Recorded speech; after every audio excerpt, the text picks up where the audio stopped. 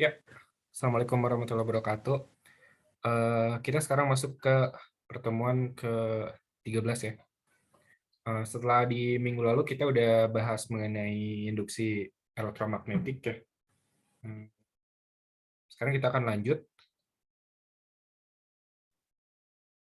membahas mengenai induktansi ya. Induktansi, kemudian induktansi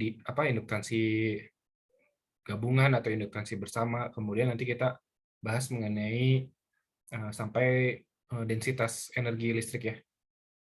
Energi magnet. Oke. Nah, kalau di hukum Biot-Savart maupun di hukum Ampere ya, di pertemuan-pertemuan yang lalu ya, kita udah bahas bahwa kalau arus listrik di sekitarnya ada apa tuh? Bakal menghasilkan medan magnet. Medan magnet ya. Nah, baik dari hukum Biot-Savart maupun dari hukum Ampere itu sama mereka. Bahwa si besarnya medan magnet pada apa nih? Mu0I 2VR. Kawat biasa. Kawat biasa, emang ada kawat nggak biasa. Kawat lurus ya. Kawat lurus. Iya. Kawat lurus tak terhingga ya.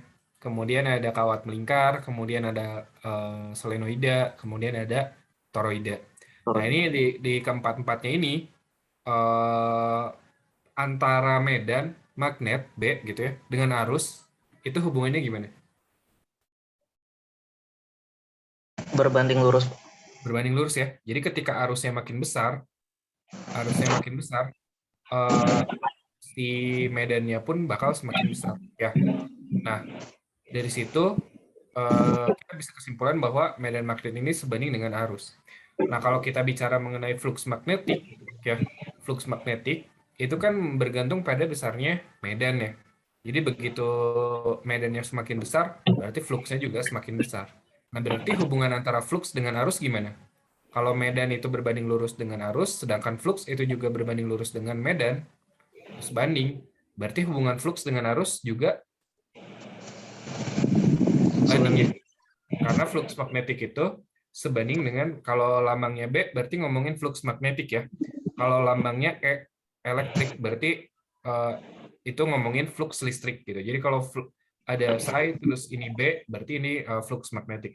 Nah, sebanding dengan besarnya B, karena B itu sebanding dengan arus I, berarti kita bisa simpulkan gitu ya, bahwa flux magnetik ini sebanding dengan arusnya.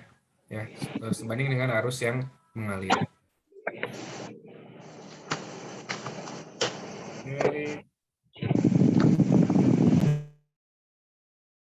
Nah, sebandingan antara flux ya, flux magnetik dengan arus ini itu disebut dengan induktansi diri ya. Jadi induktansi diri itu menggambarkan kesebandingan antara flux magnetik dengan arus yang mengalir. Berarti rasionya ya, rasio antara flux magnetik dengan I ya, dengan arusnya. Nah, itu disebut dengan L. L itu adalah induktansi diri ya. Jadi bisa juga kita tulis kalau flux itu sebenarnya adalah perkalian antara L dengan I ya, perkalian antara L dengan I. Jadi besarnya flux magnetik itu bisa juga dihitung dengan mengalihkan antara besarnya induktansi diri dengan arusnya gitu ya. Nah, nilai dari L ini, nilai dari induktansi diri ini bergantung pada geometri sistem ya. Geometri si bendanya seperti apa. Sama ketika kita bicara kapasitor. Ketika kita bicara kapasitor kan ada yang namanya kapasitansi ya. Kapasitansi itu apa? Perbandingan antara Kiper V ya. Kiper V, astagfirullah. Antara muatan dengan tegangan. Ya, atau beda potensial. Nah, si C ini dia tidak bergantung pada tegangannya. Suara saya kedengaran nggak? Suara saya kedengaran? Terdengar, Pak. Oke. Kalau saya putus-putus bilang ya. Saya soalnya suka nggak tahu kalau sayanya keganggu sinyal. Nah, oke, kita lanjut. Karena tadi ketika kita bicara kapasitor ya, bahwa kapasitansi itu C kan hitungannya adalah Q per V ya. Q per V. Jadi muatan per beda potensial. Tapi besarnya C itu sebetulnya tidak bergantung pada muatan, tidak juga bergantung pada beda potensial ya. Nah, sama di induktor juga gitu. Jadi induktor ini, L ini, induktansi diri ini kan perbandingan antara flux magnetik dengan arus ya, dengan I. Nah, tapi sebetulnya L ini dia hanya bergantung pada bentuk geometrinya. Jadi nggak bergantung pada besar arusnya itu sendiri ataupun besar fluxnya.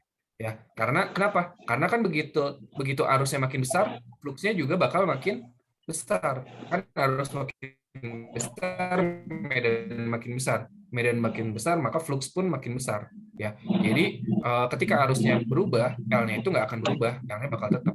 Bisa dipahami ya, sama dengan ketika kita bicara kapasitansi dari kapasitor. Ya. Nah, satuan untuk induktansi itu dalam satuan internasional itu adalah Henry ya. Nah, kalau kita lihat dari persamaan yang tadi L sama dengan flux per I. Nah, kalau flux simbolnya apa? Sorry, satuannya apa? W Ya, betul. Weber ya.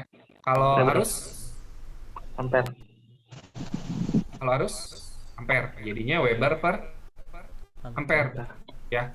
Tapi Weber juga kan sebenarnya dia kalau dari persamaannya rumusnya flux itu B kali A, berarti kan dia Tesla kali meter kuadrat ya. Jadi kita bisa simpulkan bahwa 1 Henry ini sama dengan 1 Weber per ampere, dia sama dengan Tesla meter kuadrat per ampere gitu ya. Jadi itu adalah untuk satuan dari induktansi ya. Jadi induktansi itu apa? Perbandingan antara besarnya flux dengan arus ya. Ingat bahwa dia nggak bergantung pada besarnya arus atau besarnya flux, dia hanya bergantung pada bentuk dari bendanya, bentuk dari sistemnya seperti apa. Nanti bakal kita buktikan ya kenapa benar nggak dia tidak bergantung pada hal yang lain kecuali geometri.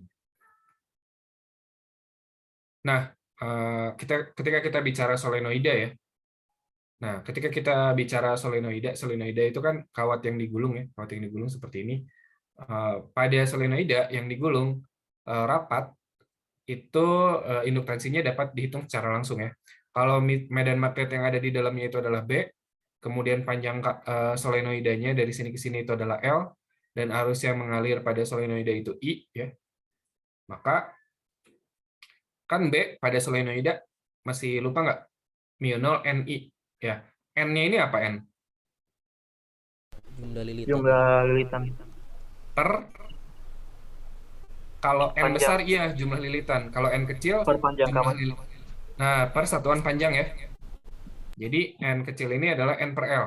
Jadi jumlah lilitan per panjangnya berapa L-nya gitu ya. Nah, jadi kalau N itu sama dengan N besar per L, berarti N besar itu kan NL ya, bisa kita tulis ya. Nah, kalau kita balikin yang tadi, bahwa L itu besarnya adalah flux magnetik dibagi dengan arusnya, arus yang mengalir ya. Flux magnetik yang ada di solenoida ini dibagi dengan arus yang mengalir ya. Itu adalah induktansinya kan. Nah, fluxnya kita masukkan BA gitu ya. Tapi karena lilitannya tentu aja ada banyak ya kalau yang namanya solenoida. Kita kalikan dengan N. Jadi NBA per I. Nah, B-nya kita masukin yang ini. Jadi mu0 NI. Mu0 NI kita masukkan ke B ini. Jadinya mu0 NI ya. Kemudian N-nya kita ganti dengan N kecil kali L. Jadinya NL. Kemudian kali A. Ini N-nya jadi apa nih? N-nya ada 2 nih. N kuadrat. N-nya jadi N kuadrat ya. Ini maksudnya I ya, bukan. Alhamdulillah. Nah, ini maksudnya I ya. Berarti ini ada I di atas, ada I di bawah. Berarti bisa dicoret juga ya. Nah, jadinya sisanya adalah mu0 N kuadrat A L. Ini L ya. Ini L. L yang ini nih. Salah juga ini nulisnya.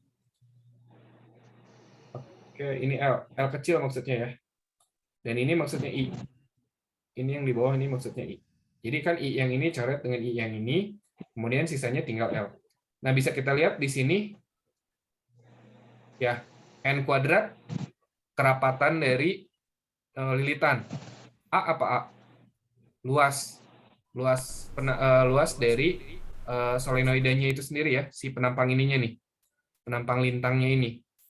Ya. Kemudian L ya panjangnya. Berarti dia itu hanya bergantung pada pada keadaan geometrisnya ya. Pada kuadrat N maupun A dan L. Kalau solenoide ini kan sebenarnya dia bentuknya seperti apa coba? Seperti silinder ya. Kalau silinder gimana rumusnya? Volumenya. Luas alas kali tinggi gitu ya, atau luas alas kali panjang. Ini kan A kali L ini sebenarnya kan volume ya. A kali L berarti kan itu volume. Jadi hanya bergantung pada kerapatan dan volume dari solenoidenya gitu ya. Itu yang itu induktansi diri pada solenoide. Dengan mu 0 itu adalah 4V kali 10 pangkat min 7. Malah jadi coret-coret lagi.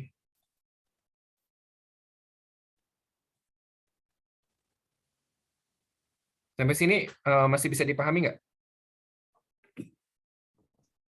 Bisa, Pak.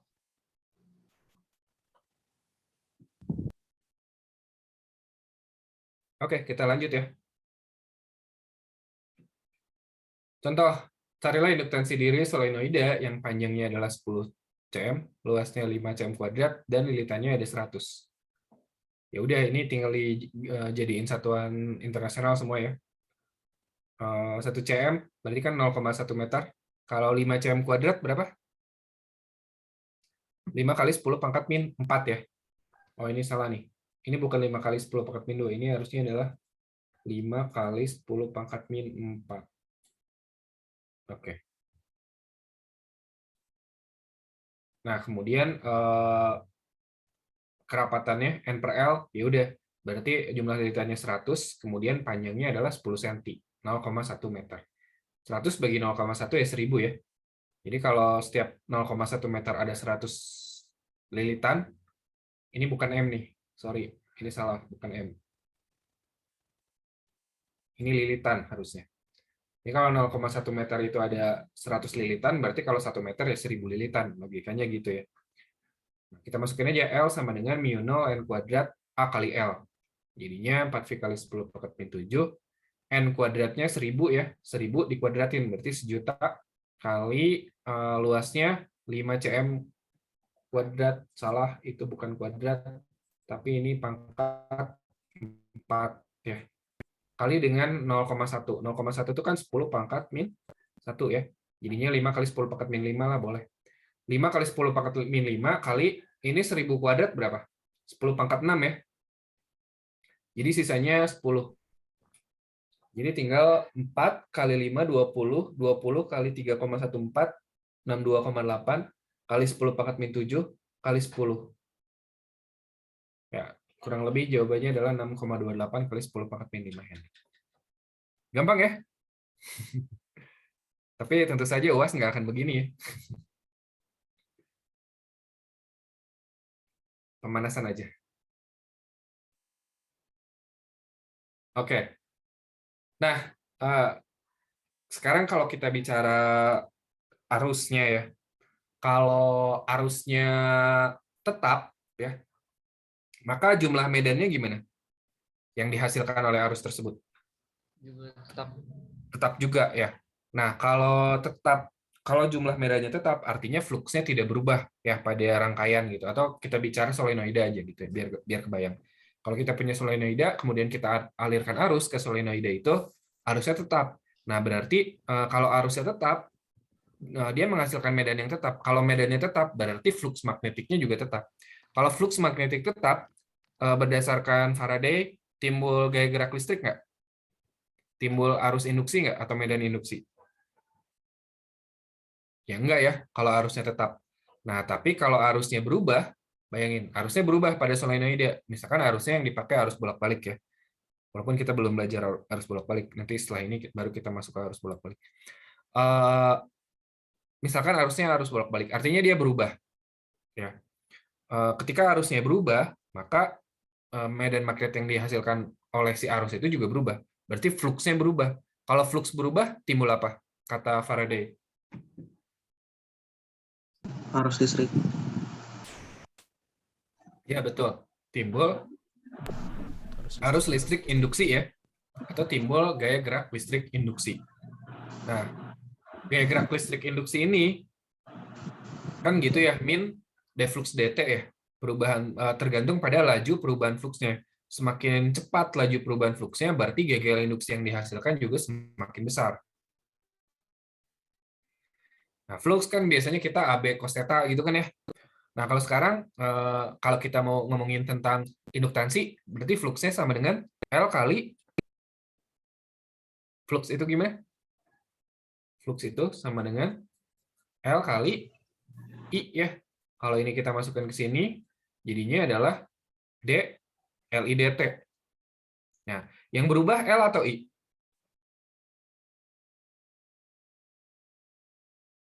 I arus. L atau I atau dua-duanya?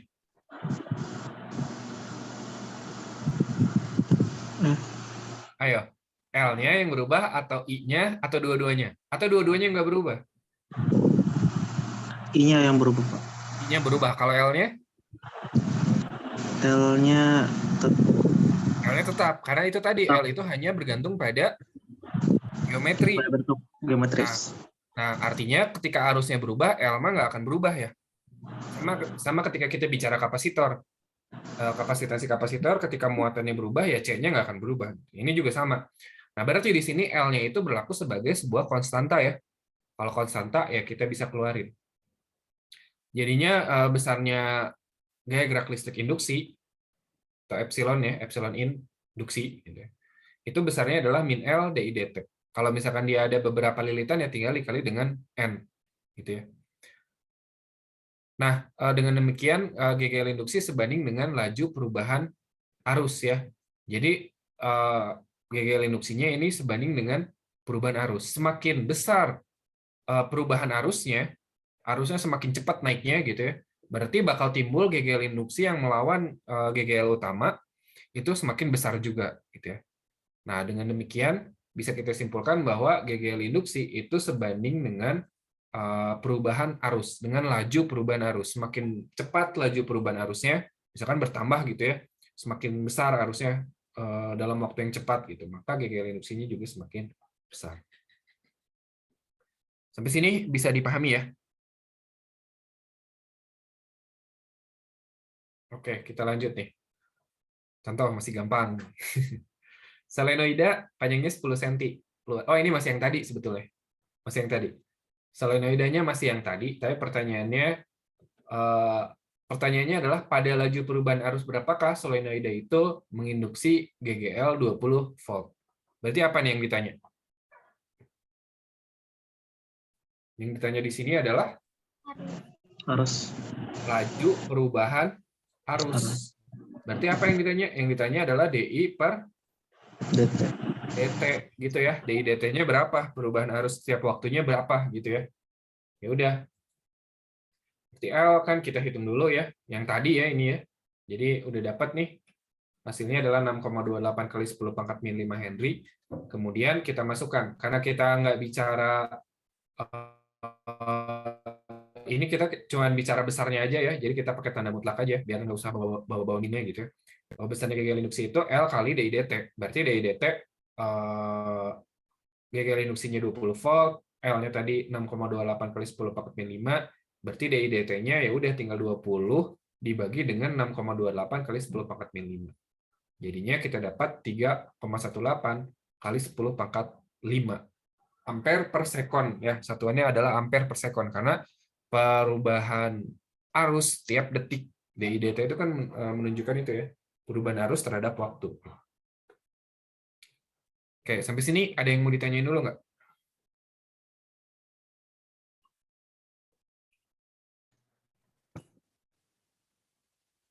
Si lancar ya? Oke, kalau enggak kita lanjut. Sekarang itu kan tadi kita bicara induktansi diri ya. Induktansi diri itu induktansi yang dimiliki oleh sebuah rangkaian ketika ya perbandingan antara arus dengan arus dengan flux magnetik yang dimilikinya gitu ya. Jadi arusnya arus dia sendiri, flux magnetiknya juga flux magnetik pada dia sendiri. Tapi ada juga yang namanya induktansi bersama ya. Nah, induktansi bersama ini itu jika ada dua rangkaian atau lebih yang berdekatan. Jadi ada dua rangkaian nih, rangkaian satu sama rangkaian dua. Rangkaian satu ini rangkaian dua. Jika ada dua rangkaian atau lebih yang berdekatan satu sama lain, nah flux magnetik yang melalui suatu rangkaian, misalkan flux magnetik di sini, itu tidak hanya bergantung pada arus yang ada di sini aja, ya nggak? Kan arus di sini dia menghasilkan medan magnet ke arah si mau masuk ke dalam layar, mau keluar dari layar gitu ya ke rangkaian ini, tergantung arah arusnya. Nah, tapi ingat di sini juga ada arus, di sekitarnya juga ada arus. Kalau ada arus di sekitarnya berarti dia juga menghasilkan medan ya. Nah, jadi flux di sini itu bukan hanya dipengaruhi oleh arus yang ada di I2 ini, tapi juga dipengaruhi oleh arus yang ada di I1. Nah, di situ berarti ada juga perbandingan antara flux dengan arusnya. Jadinya disebutnya adalah induktansi bersama gitu ya. Nah, induktansi bersama ini bergantung pada susunan geometris dari rangkaiannya. Kalau misalkan dia semakin jauh, ya berarti flux yang melewati simpal 2 ya atau sirkuit 2 atau rangkaian 2 gara-gara si I1 itu kan semakin kecil. Kalau si I1-nya jaraknya semakin jauh dari I2. Nah, maka induktansi bersamanya pun dia bakal semakin kecil. Nah, mari kita coba untuk hitung ya. Kalau kita bicaranya di rangkaian 2. Nah, di rangkaian 2 ini ada flux magnetik.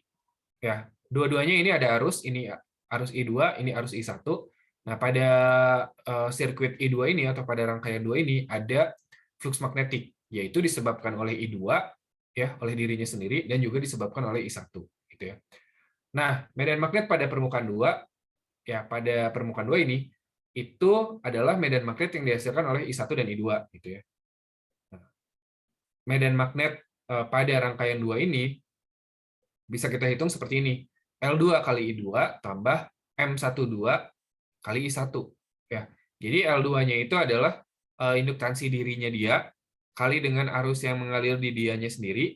Nah, tambah dengan I1. I1 itu arus yang mengalir di sirkuit yang ini, tapi dikalinya bukan dengan L1, dikalinya dengan M12. Nah, M12 ini disebut dengan induktansi bersama ya, induktansi bersama antara si sirkuit 1 dengan si sirkuit 2. Ya. Nah, sekarang sebaliknya kalau kita ngomongin di rangkaian yang pertama. Di rangkaian yang pertama ini juga sama. Flux magnetik yang memasuki rangkaian pertama ini dipengaruhi oleh arus dirinya sendiri dan juga dipengaruhi oleh arus oleh rangkaian 2 ya. Jadi di situ juga ada induktansi bersamanya. Jadi kalau pada rangkaian 1 besar flux totalnya itu adalah L1I1 ya. Induktansi dia dikali dengan arus dia sendiri dikali dengan induktansi bersama dikali dengan ditambah dengan induktansi bersama dikali dengan I2 yaitu arus yang mengalir pada rangkaian 2. Nah, gitu ya. Jadi dia bergantung pada besarnya si bukan besarnya, geometrisnya. Ya, geometris itu kebanyakan adalah bicara mengenai jarak ya, jarak antara kedua sirkuit ini. Itu sampai sini bisa dipahami ya mengenai konsep induktansi bersama. Jadi ada induktansi diri kalau dia sirkuitnya cuma satu atau rangkaian cuma satu, ada juga induktansi bersama kalau ada dua rangkaian atau lebih ya. Nah, contohnya adalah seperti ini nih. Ini ada solenoida ya, suatu solenoida besar, kemudian di dalamnya itu ada solenoida kecil gitu. Jadi kalau digambar kayak gini, ada solenoida besar, jari-jarinya R2, di dalamnya ada solenoida kecil, jari-jarinya R1. Panjang solenoidanya mau yang besar mau yang kecil dia sama ya. Nah, pertanyaannya gini.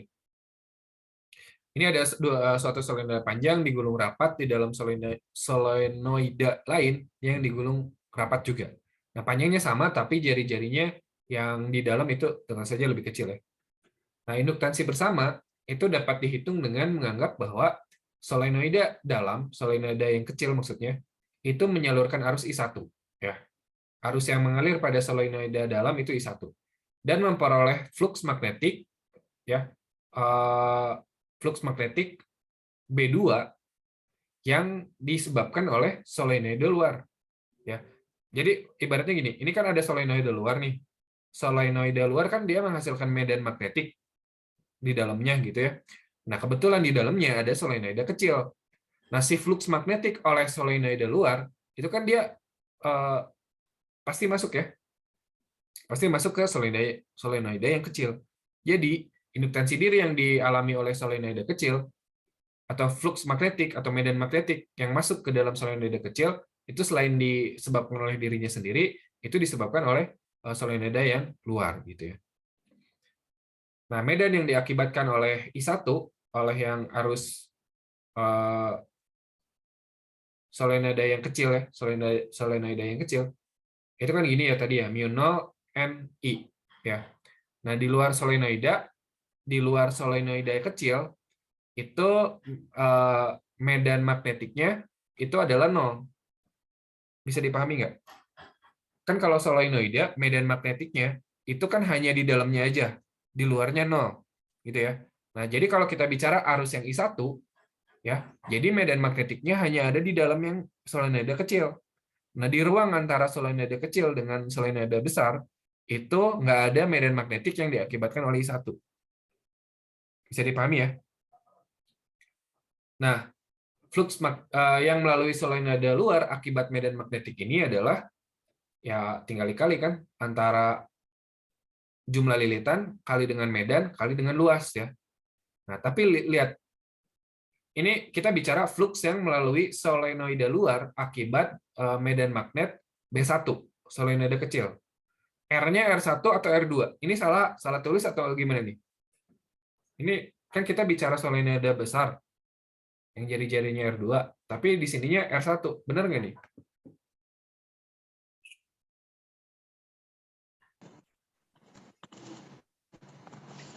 Bener, Pak. Kenapa benar? Karena yang diakibatkan dari B1, B1. Nah, artinya di ruang antara R1 dengan R2 ada medan magnet nggak di situ? Oleh I1? Enggak ada. Nggak ada, makanya yang dipakai R1 aja. Paham ya? Jadi fluxnya yang dihitung itu adalah flux total yang dimiliki oleh si solenoida luar karena solenoida kecil gitu ya. Nah, di antara mereka kan nggak ada medan magnetnya, berarti yang dihitung hanya yang segini aja. Jadi luasnya hanya yang R kecil gitu ya. Nah, jadi kita masukkan mu0 kan gini ya. N2 B1 VR kuadrat. Ini kan NBA biasa ya. Jumlah lilitan kali medan kali luas. Nah, jumlah lilitan kan tadi N2 kali L. Kerapatan kali panjang. Masih nyambung nggak?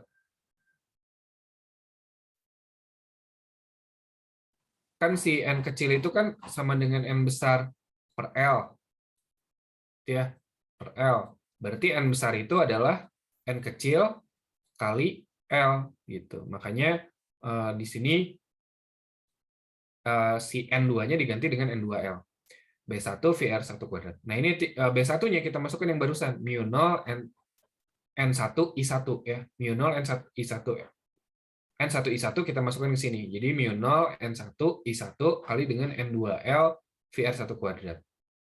Nah, jadi induktansi bersamanya gimana?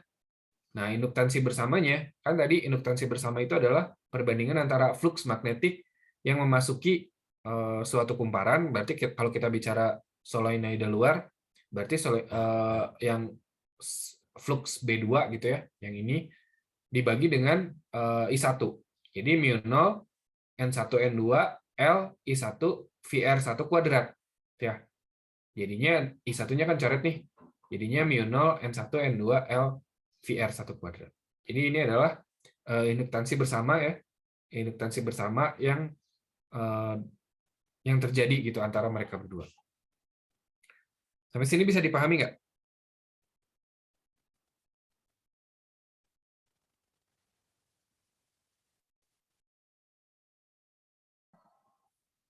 Nah, kalau sekarang kita sebaliknya ya. Kita hitung sebaliknya. Nah, induktansi kan kalau tadi M12.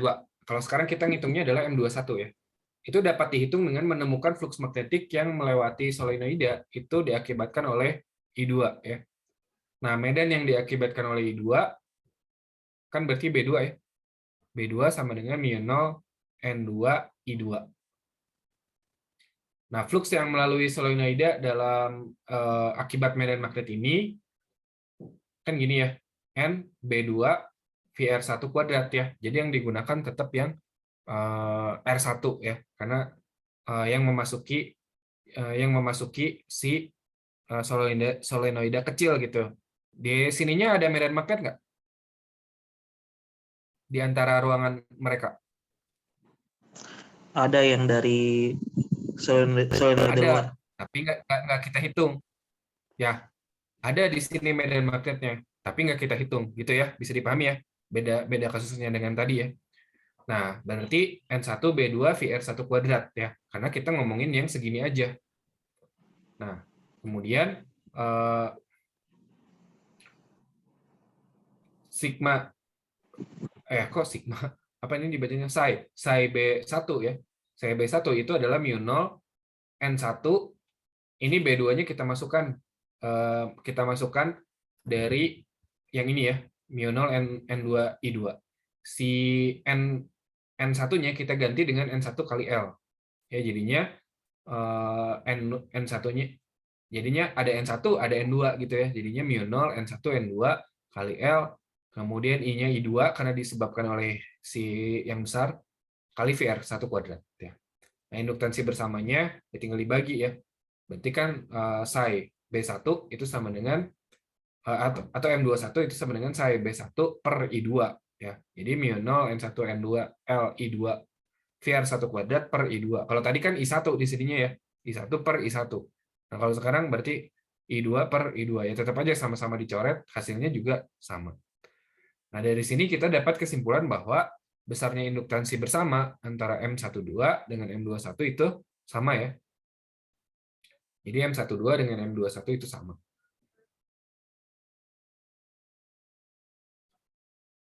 Sampai sini mengenai induktansi bersama, apakah bisa dipahami nggak?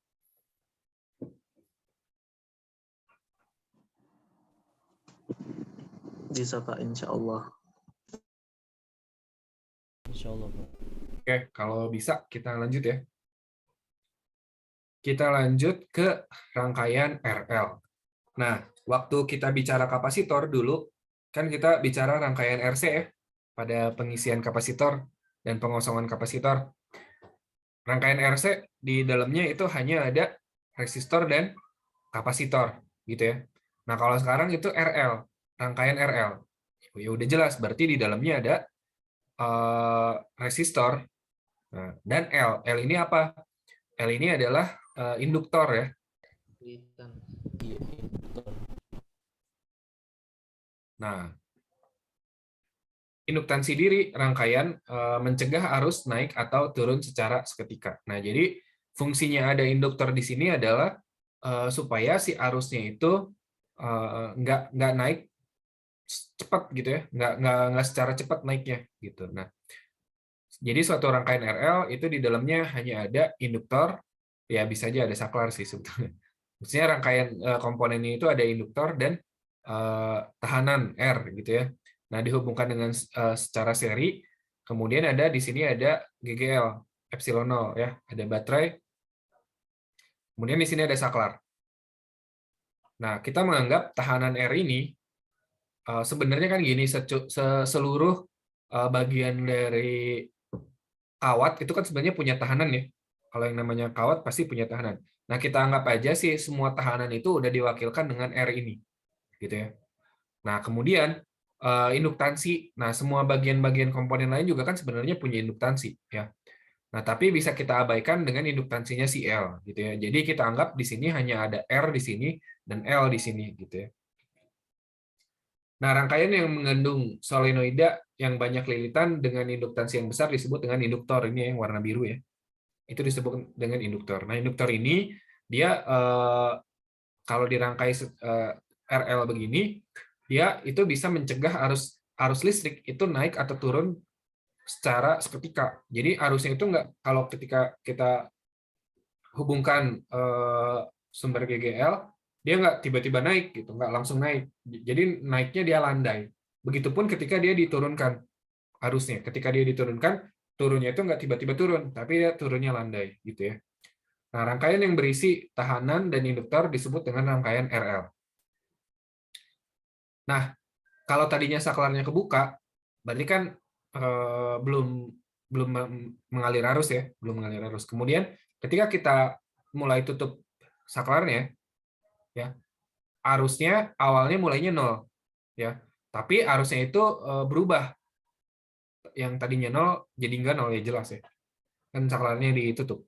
Jadi tadinya 0 jadi nggak 0. Dia berubah dengan laju DI per dt.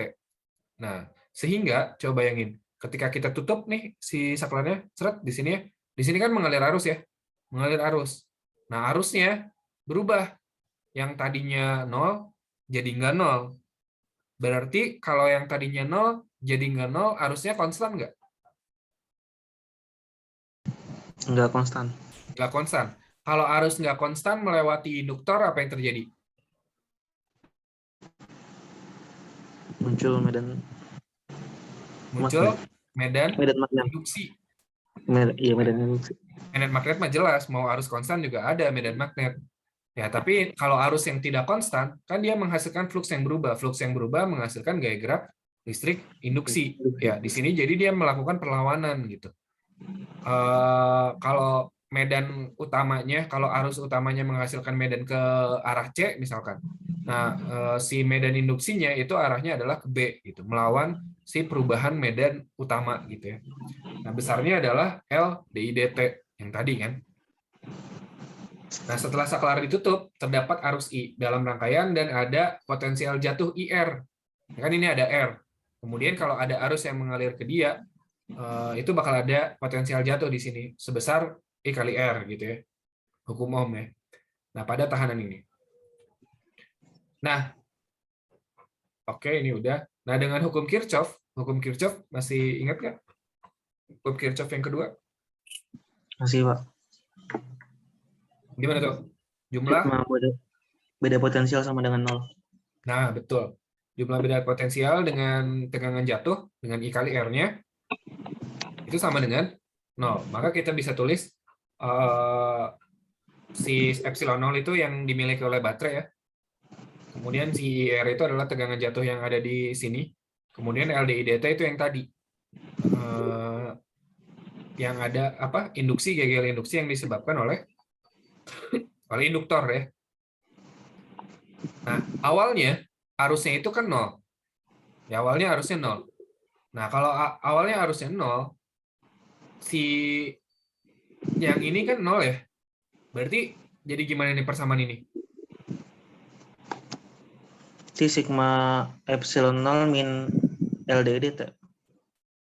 Sama dengan 0. Kalau pindah ruas, berarti mereka sama dong ya? Iya. Nah, kalau pindah ruas kan jadinya gitu. Jadinya LDI dt itu sama dengan epsilon 0 atau GGL si baterainya gitu ya. Nah, laju perubahan arus awal itu sama dengan epsilon 0 per L gitu ya. Itu adalah laju perubahan arus awalnya. Ya. Kan L-nya pindahin ke sini.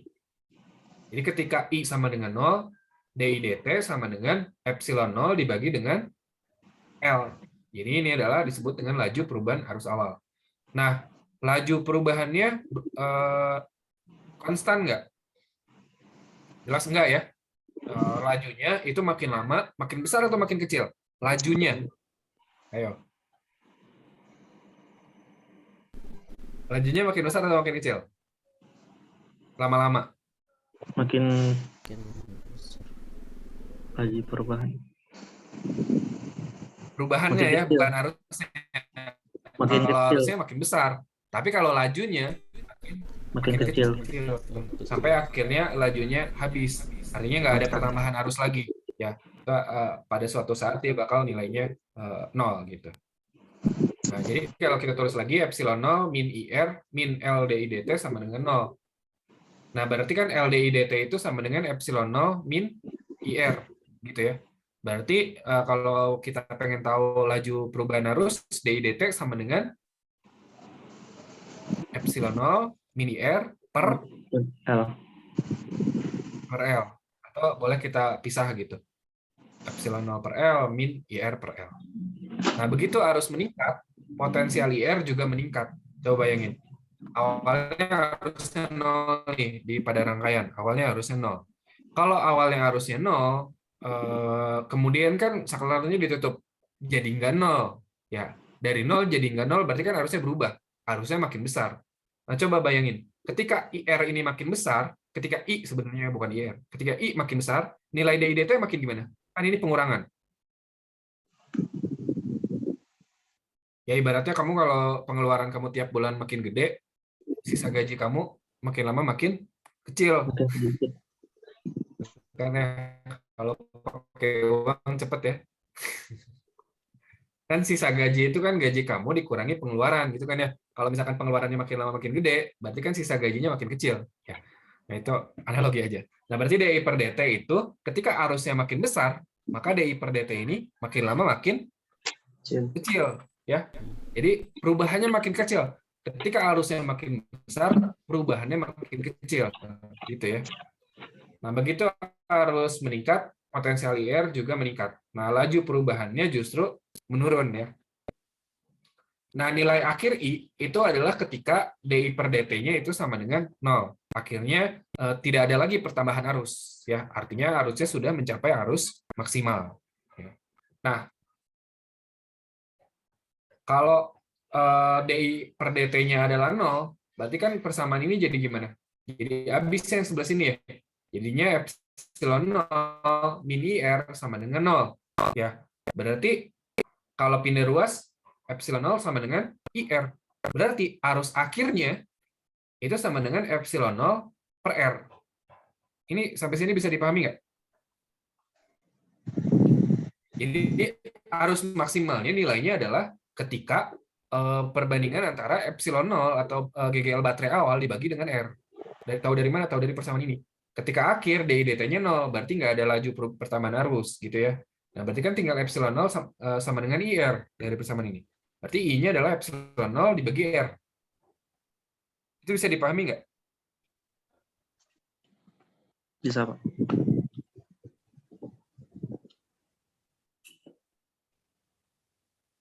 Oke. Kita lanjut ya. Nah, kita lanjut dari persamaan terakhir. Mana persamaan terakhir? Nah ini ya, DI dt sama dengan epsilon 0 per L min IR per L gitu ya. Nah, jadi DI dt sama dengan epsilon 0 min IR per L boleh. Jadi gini, kita tuh pengen tahu arusnya setiap waktu gimana gitu kan ya. Nanti kita pengen tahu bagaimana grafik pertambahan arusnya setiap waktu, apakah lurus tiba-tiba naik gitu atau dia melandai benar kayak yang disebutkan di awal tadi gitu. Nah, berarti kan harus diintegralin ya. Kalau ini adalah DI dt, dt-nya ke sana, berarti kan integral DI sama dengan yang sebelah sini diintegralkan terhadap dt gitu ya. Tapi jangan lupa di sini ada I. I-nya harus kita pindahin ke bawah. Kira-kira permasalahannya bisa dipahami ya. Jika kita pengen tahu besarnya arus setiap waktu. Ini masih sama saya ya? Masih belum mengawang-awang nih pikirannya? Iya, Pak. Oke, masih bisa dipahami ya? Nah, jadi permasalahannya bisa dipahami ya. Kita pengen tahu besarnya I ini berapa setiap waktu gitu. Dari persamaan kan bisa dibuat grafik gitu ya. Nah, kita kalikan yang sebelah sini dengan 1 per R, yang sebelah sini dengan 1 per R. Jadinya gimana? Epsilon 0 kali 1 per R jadi epsilon 0 per Per R. R. IR kali 1 per R, ya tinggal Bisa I. iya, tinggal I. Ini jadi L per R. Jadi gitu ya. Epsilon 0 per R min ya ini I ya. Per L per R. Nah, kita pengen pindahin I-nya itu ke sini ya. Pengen I-nya itu disamain dengan DI ya. Sisanya kita integralkan terhadap DT gitu ya. Nah, ini berarti kita pindah ruas aja kali silang. epsilon 0 R min I ke bawah, DT ke atas. Nah, jadinya DI per epsilon 0 per R min I sama dengan DT LR. Kalau integral DT LR mah gampang ya. Jadi apa tuh? L per ln R. L dikali ln R. Kalau DT kan di sini nggak ada T. Oh iya, astaga. Berarti kan tinggal Nol. ditambah T. Ya, Pak. T. Jadi T per L per R. Atau R-nya boleh ke atas, RT per L. Ya, nah yang ini, yang DI epsilon 0 per R min I itu kita integralkan ya terhadap DI ya. Epsilon 0 R min I kita integralkan terhadap DI, itu jadinya adalah min ln ya. Min ln epsilon 0 R min I. Nah yang ini jadi apa tadi? RT per L. R-nya kan ini boleh ke atas ya. Kan DT per L per R, berarti R-nya boleh ke atas. Nah, R DT diintegralin ya jadi T. Ini T ya maksudnya ya. Kenapa T-nya jadi gini? Nggak tahu nih. LR per T ditambah dengan suatu Konstanta. konstanta. C. Kalau integral kan ada konstantanya ya. Konstanta ini adalah sebuah konstanta sembarang. Nah, berarti kalau kita ingin hilangin min di sini, berarti kan yang sebelah sini jadi min ya. Jadinya ln epsilon 0 per R min I sama dengan min RT per L min C. Nah, berarti epsilon 0 per R min I sama dengan E pangkat min RT per L min C. Ini bisa dipahami ya. Kalau ln A sama dengan B, berarti A adalah E pangkat B. Ini masih ada yang nggak nyambung nggak? Jadi kalau ln A itu sama dengan B, berarti A sama dengan E pangkat B. nah gitu. E pangkat B dengan E itu adalah sebuah bilangan natural ya. 2,73 sekian-sekian. Nah, makanya kita jadinya gini. Berarti E0 per R min I itu sama dengan E bilangan natural pangkat min RT per L min C. Nah, kalau pangkat boleh dipecah ya. Kalau pangkat boleh dipecah. Kalau karena ini min pengurangan, berarti boleh kita pembagian sebetulnya ya. Jadi E pangkat min RT per L dibagi E pangkat C, atau boleh juga perkalian tapi pangkatnya negatif. Jadi E pangkat min RT per L, E pangkat min C. Nah, ini kan konstanta ya. Nah, yang ini kita kan pengen tahu I ya. Berarti kan ini pindah ruas nih. Pindah ruas, jadinya I itu sama dengan yang ini dikurangi yang ono, gitu ya. Jadi I ini sama dengan E0 per R dikurang ini yang ini. E pangkat min RT per L, E pangkat min C.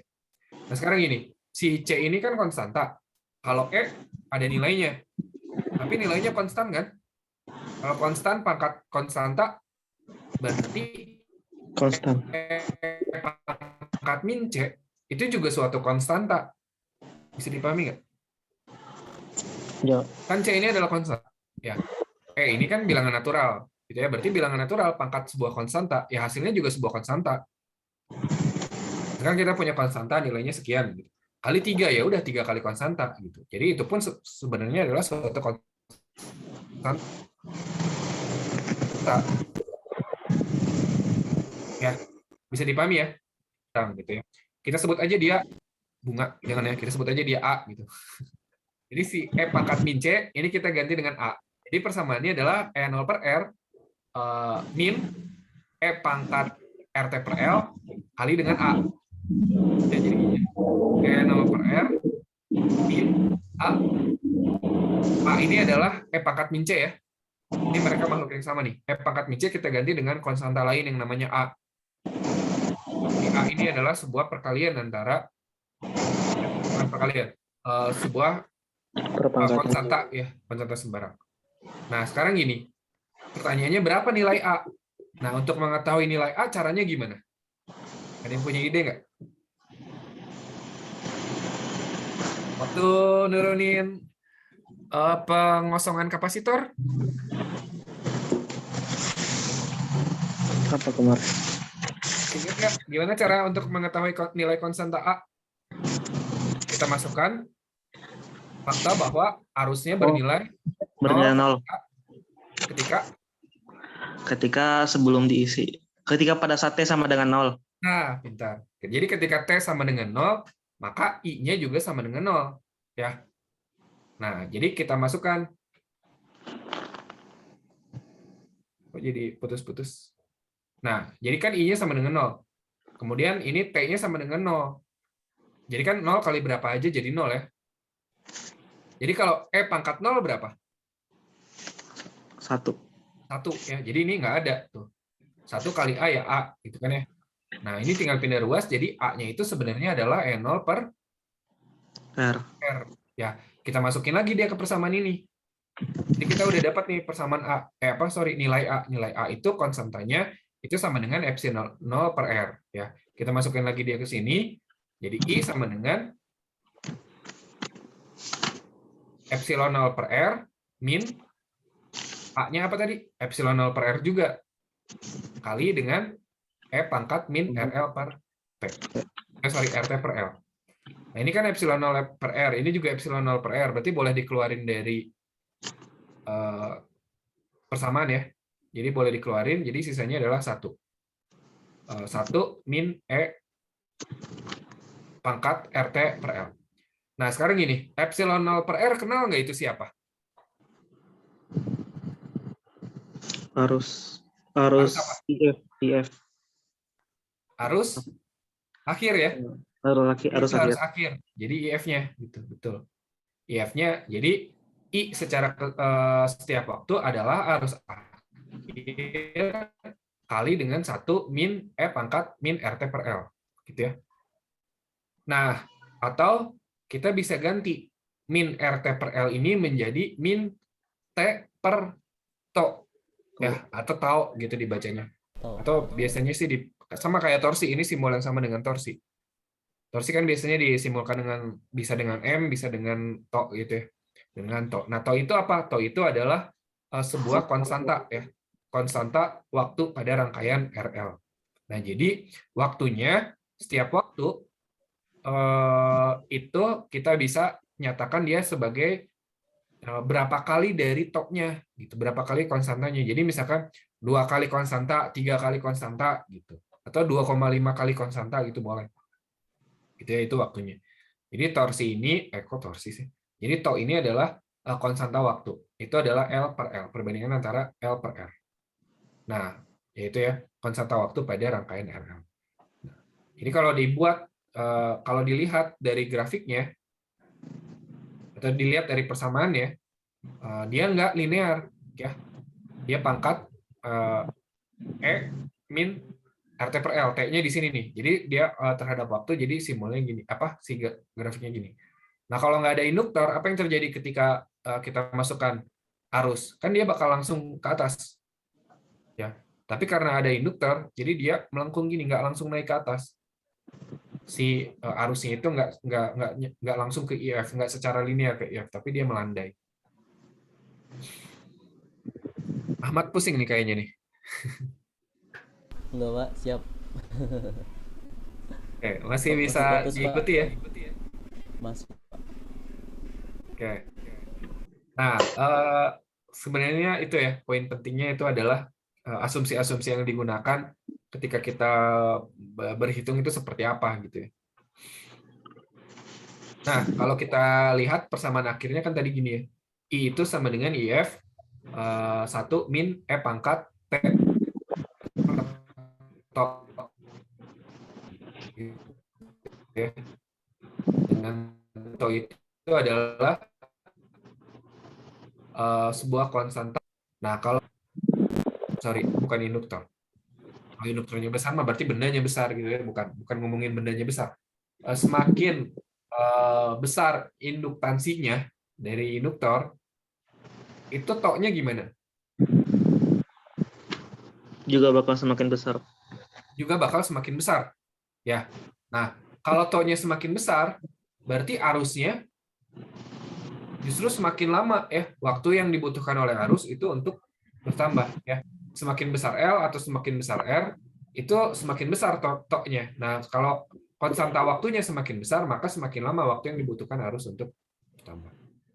Nah, jika tok kita kalikan dengan kemiringan awal, tadi kemiringan awal yang DIDT pada saat T sama dengan 0, masih ingat nggak? N0 per L ya. Itu adalah kemiringan awalnya. Jadi kemiringan pada saat di sini kemiringannya berapa gitu. Nah, kalau kita kalikan kemiringan awal dengan tok ya, dengan tok. Tok itu kan L per R. Jadi L per R kali dengan epsilon 0 per L. Ini kan L-nya coret nih. Jadi sisanya adalah N0 per R. Nah, itu sama dengan apa? Arus akhir. Sama dengan arus akhir. Nah, artinya apa? Artinya jika laju peningkatan arus sama dengan laju semula, ya, jika lajunya itu nggak berubah sama dengan semula, maka arus itu akan mencapai nilai maksimum, akan mencapai nilai ini nih IF itu pada saat T sama dengan tok. Jadi pada saat di sini, nah, jadi pada saat di sini, pada saat T sama dengan tok, kalau arusnya itu adalah konstan pertambahannya, maka dia bakal mencapai IF itu pada saat waktunya sama dengan tok. Jadi bisa dipahami ya, arti fisis dari tok ini apa? Kalau secara matematis kan gini L per R. Kalau secara fisis apa? Secara fisis ini tuh seolah-olah kalau kalau lajunya dia konstan pertambahannya, maka dia bakal mencapai nilai IF itu ketika waktunya sama dengan tok. Gitu. Nah, tapi kenyataannya enggak. Kenyataannya dia mencapai IF ketika T-nya di sini kan, ketika waktunya sekian gitu.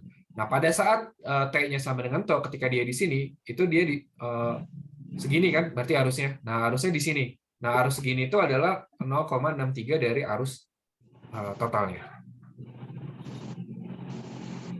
Gitu ya, itu adalah mengenai rangkaian RL. Ada yang mau ditanyain dulu nggak?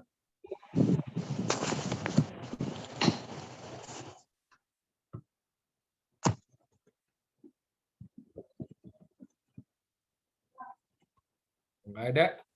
Biasanya lebih ngerti kalau pakai contoh. Ada kumparan dengan induktansi diri 5 mH ya. Mili itu artinya berapa? 10 pangkat min 3 ya. Kemudian ada tahanan 15 ohm ditempatkan pada terminal baterai 12 volt yang tahanan dalamnya dapat diabaikan. Jadi tahanannya cuma ada yang R aja, itu yang 15 ohm. Pertanyaannya berapa arus akhirnya dan berapa arusnya setelah 100 mikrosecond. 100 kali 10 pangkat min 6 ya. Pertanyaannya berapa IF-nya arus akhir, berapa arusnya ketika 100 mikrosecond. Yang ketiga, berapa nilai konstanta yang diperlukan? Berapa kali konstanta yang diperlukan hingga arus mencapai 99%. Jadi tadi yang perbandingan antara waktu dengan konstanta, apakah 2 kali konstanta, apa 3 kali konstanta. Bisa ya? Silakan dicoba.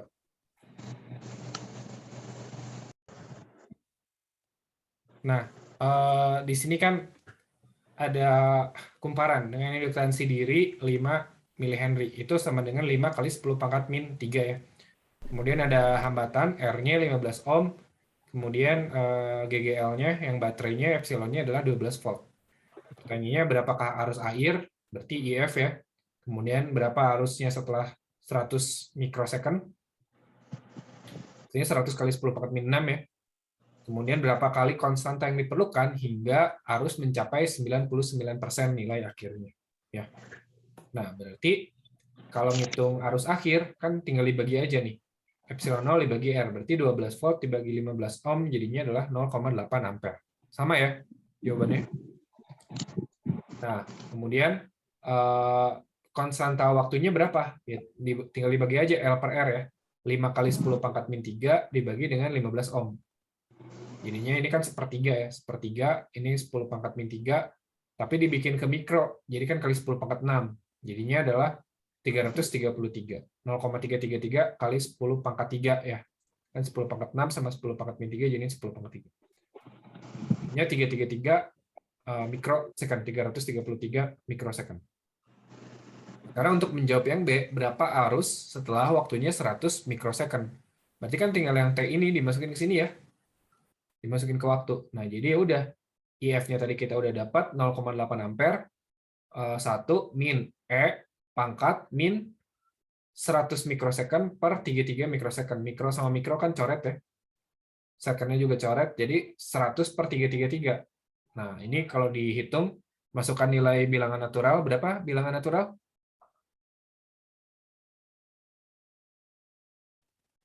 Nilai E berapa? 2,7. Ya, 2,73 ya, boleh lah 2,7. Masukin 2,7 pangkat 100 per 333, nanti dapatlah nilainya 0,741 dikali 1 dikurang 0,741 dikali 0,8. Dapat nilainya 0,207. Tadi sama ya, Firman jawabannya ya. Oke. Kemudian berapa kali konstanta yang diperlukan hingga mencapai 99%? Berarti kan tinggal dimasukin aja ke persamaan yang ini, I-nya adalah 0,99 IF. Ya. Jadi persamaan ini kita masukin aja.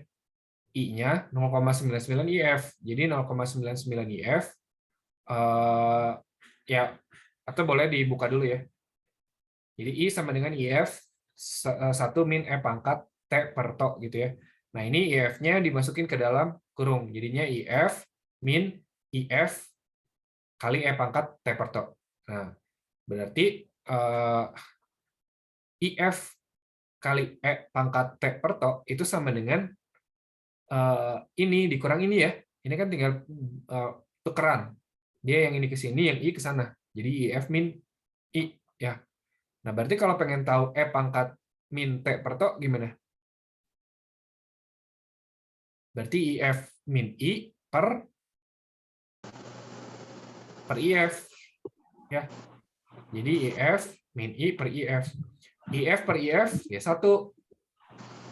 I dibagi IF ya I per IF. Nah, sekarang baru kita masukin nilainya. Si nilai I akhirnya adalah 99%. Nilai I-nya adalah 99% dari IF-nya. Berarti ini 0,99 per 1 gitu ya. Nah, sekarang kan E pangkat sekian jadinya ono gitu ya. Berarti kan kita pengen tahu si T ini kan. T ini berapa toh? Berarti apa? Kalau E pangkat ini sama dengan ini, berarti min T per to sama dengan Lon 1 min dikurang IF. Nah, ini ya, berarti ln ini, pokoknya gitu ya. Jadi kalau kita pengen tahu yang ada di pangkat ini, berarti kan T per to itu sama dengan ln ini. Nah, berarti kalau pengen tahu ini nilai minnya, pengen tahu nilai T-nya, nilai minnya kesanain gitu ya. Kemudian si torsinya juga, kok torsi sih? Nilai to-nya juga dikesanain. Nah, jadinya T sama dengan to kali ln 1 min I per IF. Nah, ini tinggal dimasukin. I-nya adalah 0,99 dari IF-nya. Ya. Jadinya 1 min 0,99, berarti 0,01. Jadinya kita dapat ln dari 0,01 itu adalah min 4,61 dikali dengan to-nya. Jadi, dapatlah nilainya adalah T sama dengan 4,61 dari to. Gitu ya, itu yang ditanyain. Berapa kali konstanta? Jawabannya adalah 4,61 kalinya. Jadi dalam 4,61 kali konstanta waktu, dia mencapai nilai 99% dari arusnya, arus akhirnya. Sampai situ bisa dipahami ya? Ada yang mau ditanyain dulu nggak?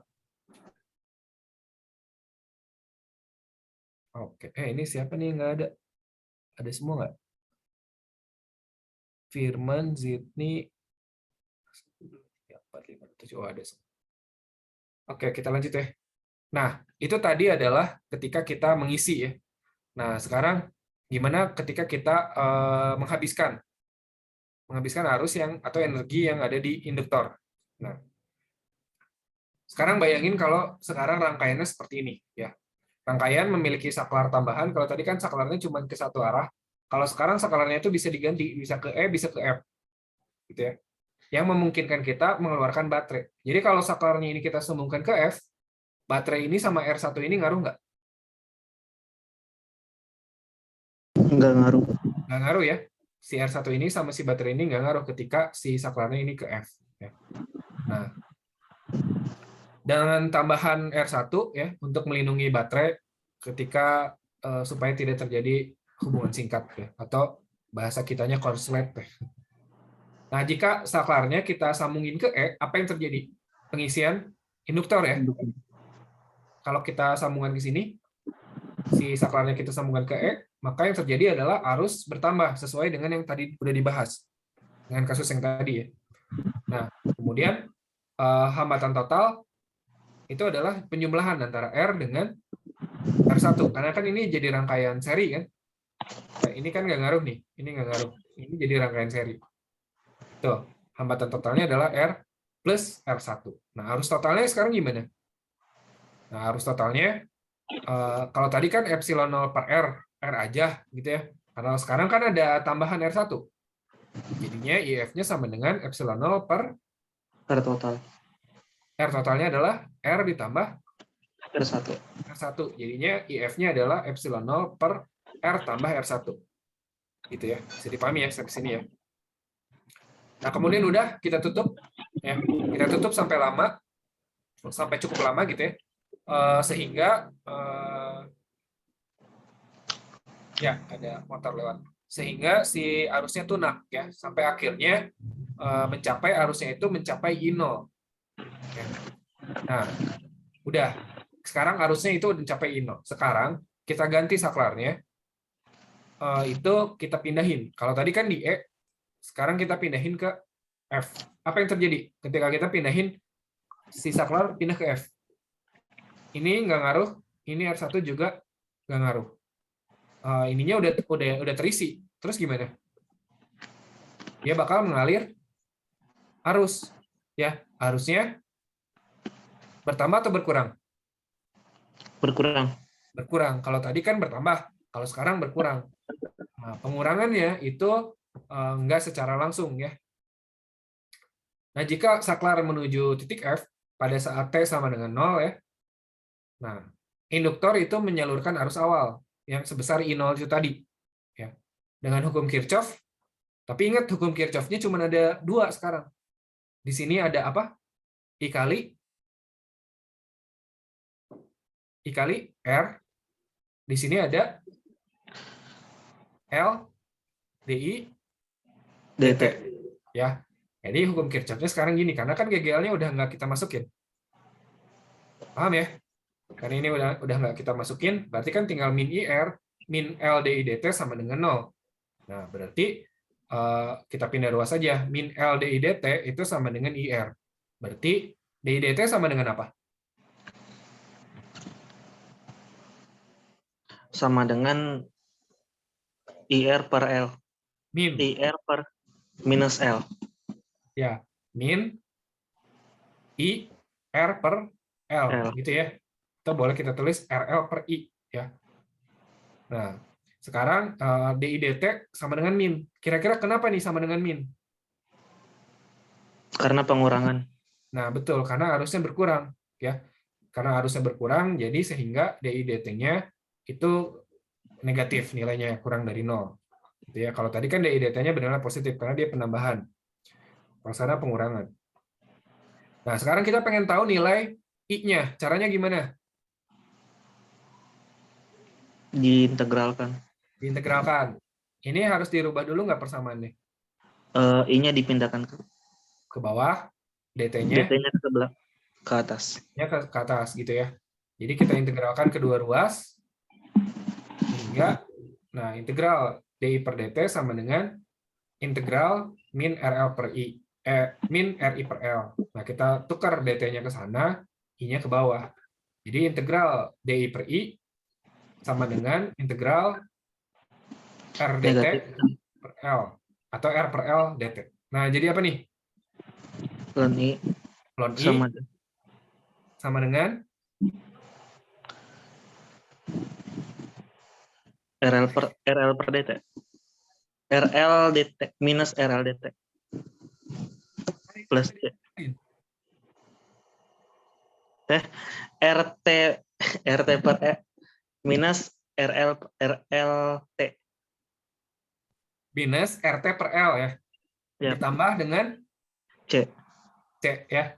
Jadi kedua ruas kita integralin, integral dari 1 per I terhadap DI adalah ln I. Ini integralnya menjadi min RT per L, tambah dengan konstanta ya C. Berarti kita bisa tahu I sama dengan P pangkat RT ya, dan seterusnya. ya. Jadi I sama dengan E pangkat RT dan seterusnya. Oke, ya. Jadi I sama dengan E pangkat min RT per L tambah dengan C. Ini bisa dipecah nggak? Dipecah, Pak. Jadi E pangkat minus RT RT per per L L kali E pangkat C. Nah, kali dengan E pangkat C. E pangkat C ini apa? A. Ya, konstanta ya. Sebenarnya nggak harus A ya. Mau B, Ya. C, D, E juga bebas ya. Nah, jadi boleh kita pakai A aja. Jadi A sama dengan I sama dengan A kali dengan E pangkat min RT per L. Nah, karena tadi nilai I0-nya atau I awalnya itu sama dengan epsilon per R, ya, berarti gimana nih? Ketika kita pengen tahu nilai A, gimana caranya? Arus awal berarti T-nya sama dengan 0. Nah, ketika T sama dengan 0, arusnya berapa? Arusnya IF. Arusnya adalah GGL per R, nggak 0 ya. Kan sekarang mah pengurangan. Ketika waktunya sama dengan 0, arusnya itu justru sebesar I0. Ya, jadi I0 itu tadi besarnya adalah epsilon per R. Ya, jadi ketika dilihat dari grafik ini, ketika T-nya sama dengan 0, maka arusnya itu sebesar epsilon per R.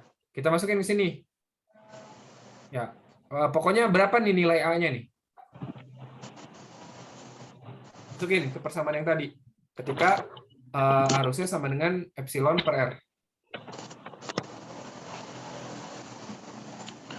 Epsilon per R.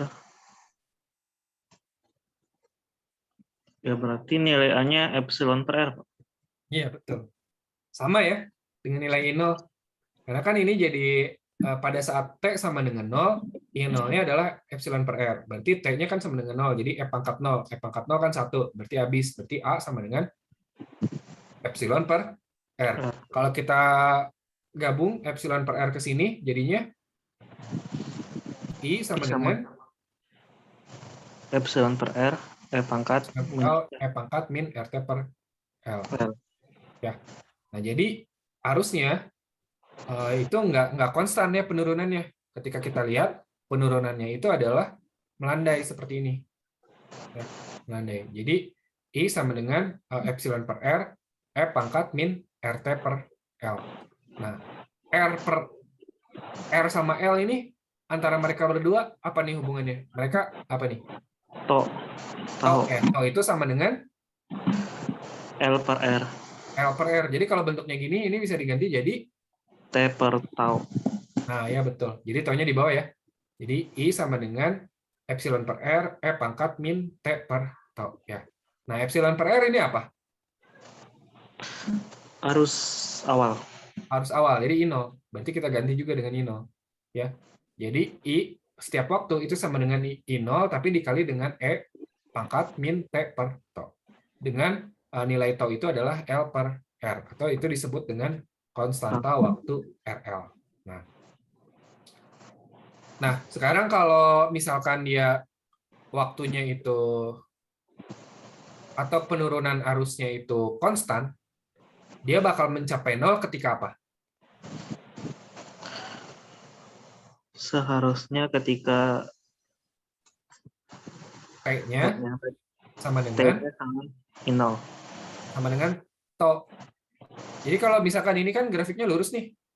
Kalau misalkan dia grafiknya lurus sesuai dengan awal, dia bakal mencapai 0. Ya, ini ceritanya lurus ya. Dia bakal mencapai 0 itu ketika T-nya sama dengan tau. Itu ya maksud dari konstanta waktu itu. Tapi kenyataannya dia nggak lurus. Kenyataannya dia pengurangannya itu bertahap. Kenapa pengurangannya bertahap? Karena si perubahan arusnya dilawan oleh arus induksi pada induktor. Jadi induktor itu sifatnya dia ingin mempertahankan keadaannya. Kalau tadinya arusnya 0, dia pengennya tetap terus 0. Jadi ketika dia ditambah arusnya, dia mengurangi pertambahannya supaya nggak langsung tiba-tiba. Nah, ketika pengurangan juga sama. Ketika pengurangan, dia tahan pengurangannya. Kalau tadinya dia arusnya nggak nol, dia ketika arusnya dikurangi, dia pengennya itu nggak langsung nol, tapi dia tahan dulu. Nah, ini fungsinya apa? Fungsinya pada alat-alat elektronik ya. Pada alat-alat elektronik, bayangin kalau nggak pakai induktor. Ketika kita nyalakan, dia langsung naik. Ketika kita matikan, dia langsung turun. Nanti yang terjadi apa? Cepat rusak. Cepat rusak. Nah, makanya kita pakai induktor supaya dia mengurangi laju perubahannya, gitu ya. Bisa dipahami ya mengenai induktor ini ya.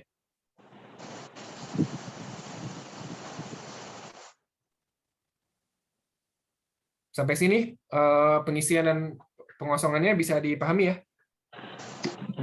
Saya mau nanya, Ya, silakan.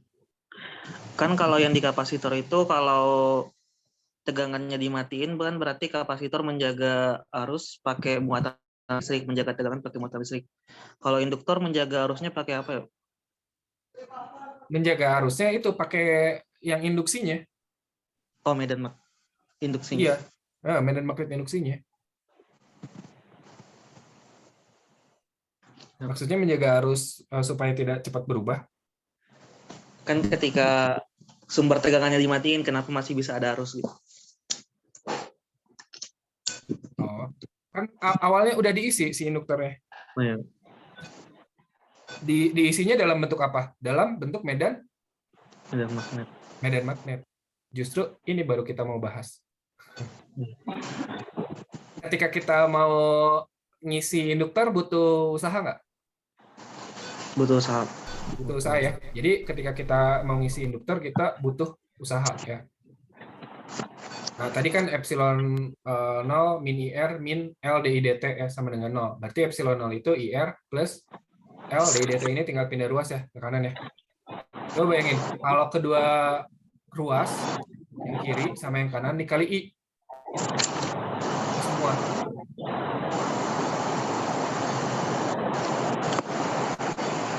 Jadi apa? Jadi ini epsilon 0 I, yang ini jadi I kuadrat R. Jadi ini L I DI. Tegangan kali arus apa?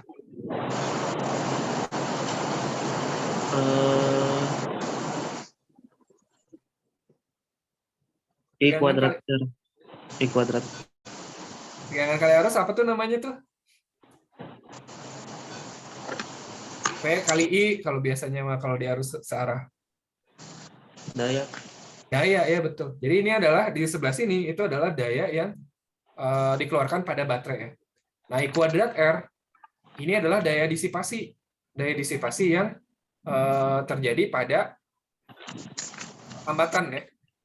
Nah, sedangkan kalau DI dt ini adalah laju pemasukan energi ke dalam induktor.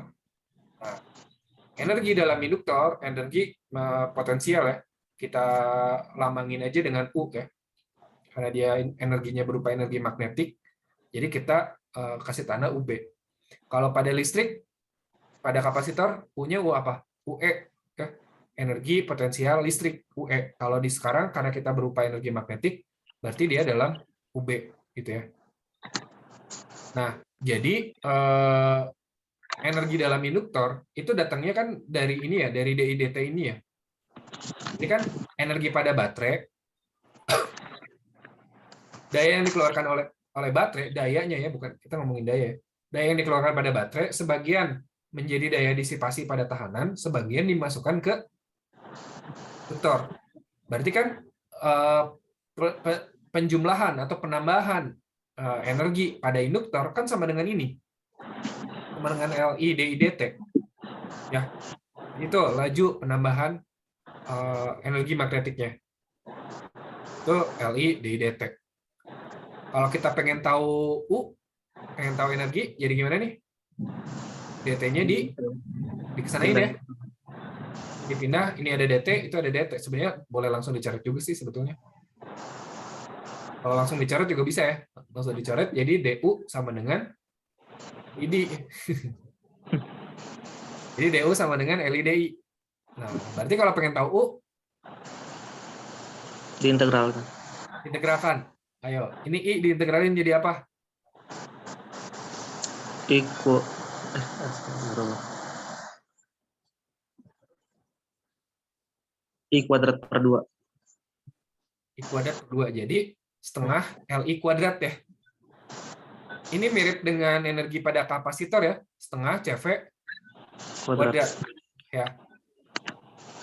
Nah, ini adalah energi yang dimiliki oleh induktor ya.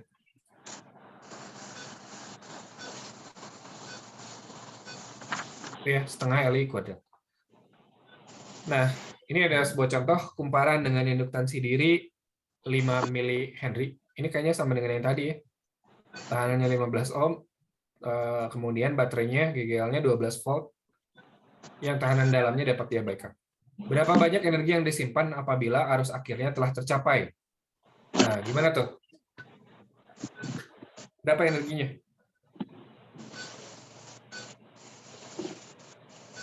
Berarti harus ngitung apa dulu?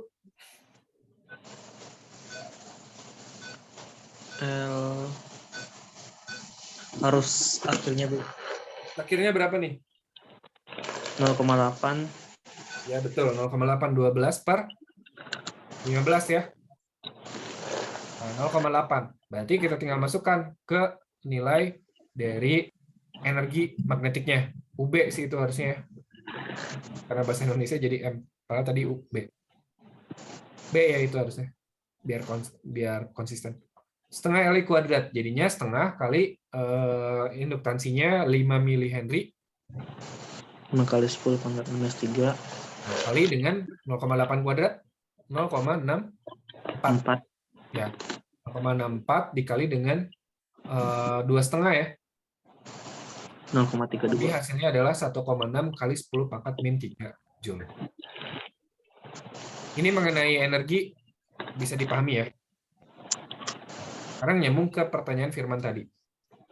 Nah, energi yang disimpan dalam suatu induktor itu disimpannya dalam bentuk medan magnetik, gitu ya. Jadi kerja yang dilakukan dalam menghasilkan arus pada suatu induktor itu dapat kita andaikan, bukan diandaikan, karena memang seperti itu. Gitu. Jadi kerja pada saat atau usaha yang kita lakukan atau usaha yang kita kerjakan pada induktor ketika pengisian induktor itu bisa kita anggap atau bisa kita andaikan atau ya perkirakan gitu ya, itu adalah kerja yang dibutuhkan untuk menciptakan medan magnet ya. Jadi energinya tersimpan di mana? Energinya itu tersimpan di dalam medan magnet ya. Nah, pada solenoida besarnya medan magnet B sama dengan Mu0 Ni. Mu0 Ni ya. Mu0 Ni, maka I sama dengan B per Mu0 kali N. Nah, kalau induktansinya solenoida gimana tadi? Mu0 N kuadrat kali volume ya, atau A kali L ya. Nah, kalau keduanya ini kita masukkan ke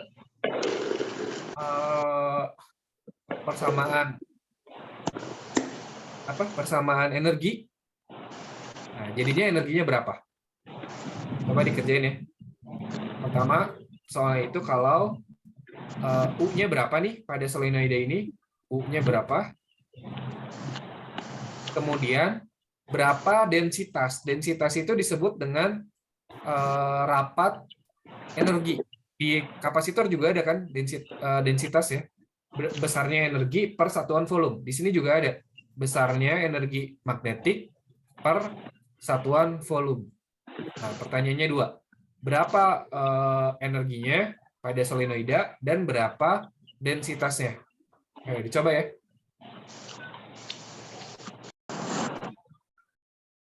Kita hitung UB-nya dan densitasnya ya.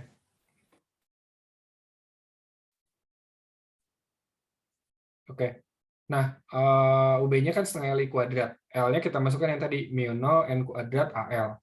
Jadi setengah kali Mu0 N kuadrat AL kali dengan I kuadrat. I kuadratnya kan ini, B per Mu0 N. Ya. Oh iya, belum Ini diputar. jadi B kuadrat, ini Mu0 kuadrat, ini N kuadrat. N kuadrat sama N kuadrat, habis ya. Kemudian ini mu0 kuadrat sama mu0. Jadi sisa apa? mu0 satu di bawah.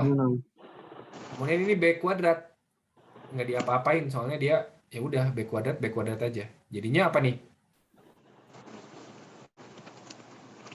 B kuadrat Setengah. AL per mu0.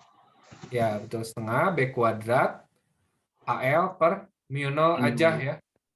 Jadi atau bisa kita tulis energi magnetiknya itu adalah B kuadrat per 2 mu0 kali L kali A. Nah, sekarang kita bicara mengenai densitas ya. Densitas energi magnetik itu, aduh, ngalang ini. Sisa B kuadrat per 2 mu0. Nah, iya betul. Karena dibagi dengan volume. Nah, ya udah. Densitas itu didefinisikan sebagai energi persatuan volume. Jadi energinya yang ini, volumenya yang L kali A. Berarti kan UB per V. V itu kan sama dengan L kali A. Kan silinder ya, sama dengan silinder. Jadi sisanya adalah B kuadrat per 2 mu0. Ini adalah densitasnya ya. Jadi kalau ini besar energinya, ini adalah besar densitasnya. Jadi B kuadrat per 2 mu0 LA, kalau ini B kuadrat per 2 mu0 aja. Ini contoh 5. Daerah tertentu dalam ruang yang mengandung medan magnet 200 Gauss. Jadi kalau 1 Tesla itu 10.000 Gauss. Berarti kalau 200 Gauss berapa Tesla? 0,02 ya. 02. Nah, kemudian medan listriknya 2,5 kali 10 pangkat 6 N per C. Carilah densitas, kemudian energi dalam suatu kotak kubus dengan sisi 12 cm. Bisa nggak? Coba dulu ya. Yang pakai. Nah, jadi kan densitasnya itu kan densitas energi total ya. Energi total itu berarti di situ tuh ada energi listrik dan juga ada energi magnet ya. Nah, kalau energi magnet kan yang tadi, kalau energi listrik itu ya setengah epsilon 0 E kuadrat, betul. Kita masukkan setengah kali epsilon 0 berapa? 8,85 ya kali 10. Ya, 8,85 kali 10 pangkat min 12 ya. Kemudian E-nya yang ini nih, 2,5 kali 10 pangkat 6. Oh, ini lupa dikuadratin, harusnya dikuadratin. Dapat 27,7.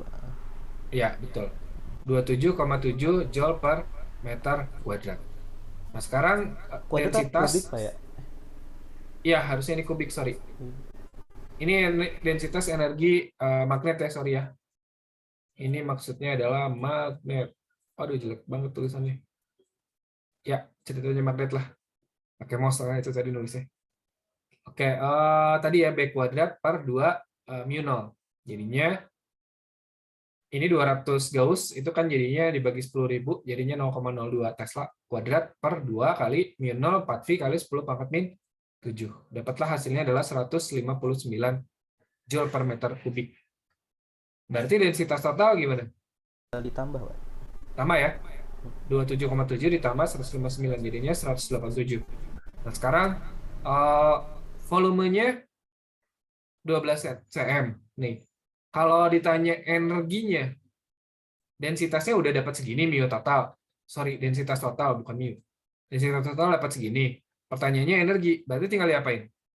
Kalau densitas itu adalah energi per volume, berarti kalau ditanya energi, densitas dikali dengan volume. Nah, volumenya berapa nih kalau 12 cm? Berarti ya 12 kuadrat ya, tapi dalam meter. Kubik. Jadi 0,12 kuadrat. Sorry, kubik ya. Kubik. 0,12 kubik, jadi 1,73 kali 10 per 3. Nah, sekarang kalau densitas itu U per V, berarti U itu adalah densitas kali V. Jadinya yang 187 tadi dikalikan dengan volume. Jadinya adalah 0,324 Joule. Itu dia semua. Sudah, sisanya adalah latihan.